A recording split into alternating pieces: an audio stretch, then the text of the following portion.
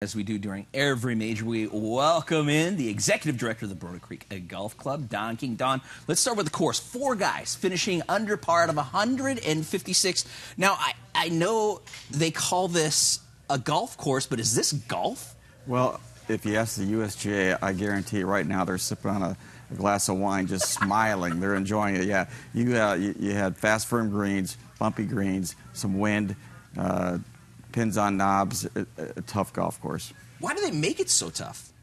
I think they believe that even par is a good score, and that's what it should take to win a championship tournament. Well, and it's a par 72 course normally, but they shortened, or they made 2 holes. They took par away from 2 of the holes. I mean, par is supposed to be 72 on that course. So. Right. And there's some par 5s that are normally par 5s that are par 4s now that they feel it's just too easy for the players to get home in 2, so they just turn those into par 4s.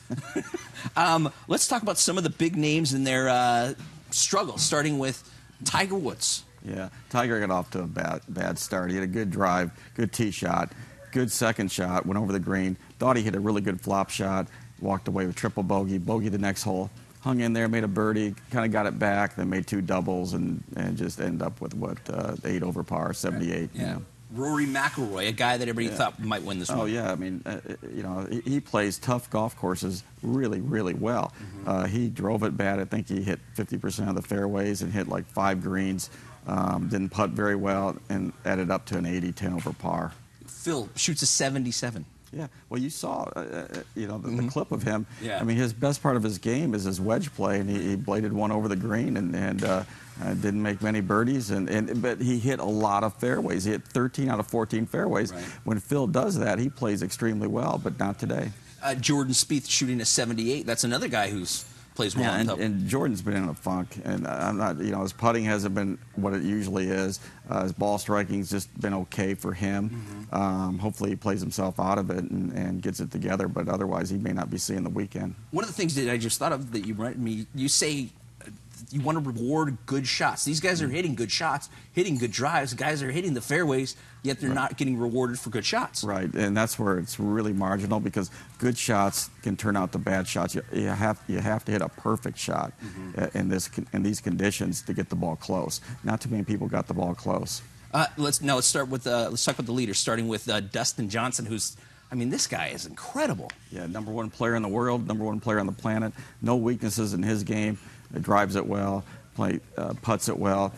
He holds a shot out of the bunker today, so he's got everything going for him. Just like Tiger, not quite as good as Tiger did back in the day, but it's pretty darn close. Scott Piercy, local guy. I mean, he's also right there, leader in the clubhouse. Yeah, and you never know. He didn't feel good going into this, but he played a solid round of golf. He was in the first group off this morning at like 6:30, and maybe he saw a little better conditions, but it blew pretty much all day. But he only made like 2 bogeys all day, which is very, very good out there.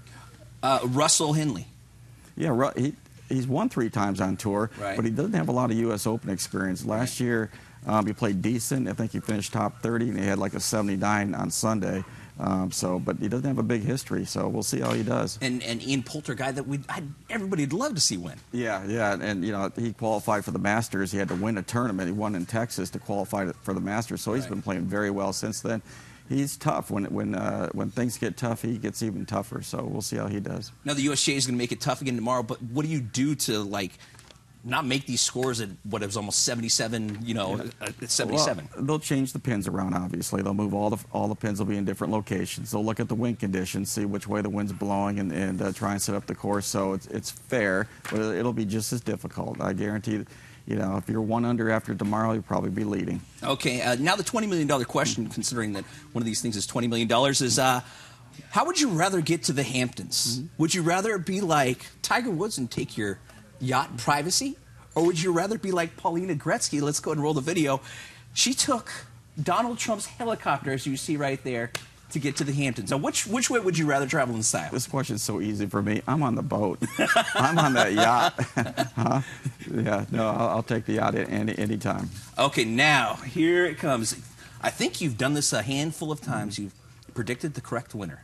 So, now go ahead and look into, I believe it's that camera right there. Tell us who's going to win and why. Well, the easy pick would be DJ, okay? But I'm not going to go the easy route. I think someone's going to beat him. I'm looking at a good iron player, and I'm going to pick the best iron player on tour. which is Henrik Stenson. Okay, and he hit 14 out of 18 greens today. He was #1 today in hitting greens, and he drove it fairly well. So I'm going to go with Henrik Stenson. I love it, Don King. Yeah, Thank you very much for coming in. All right, we'll go ahead and send it back to you guys at the desk.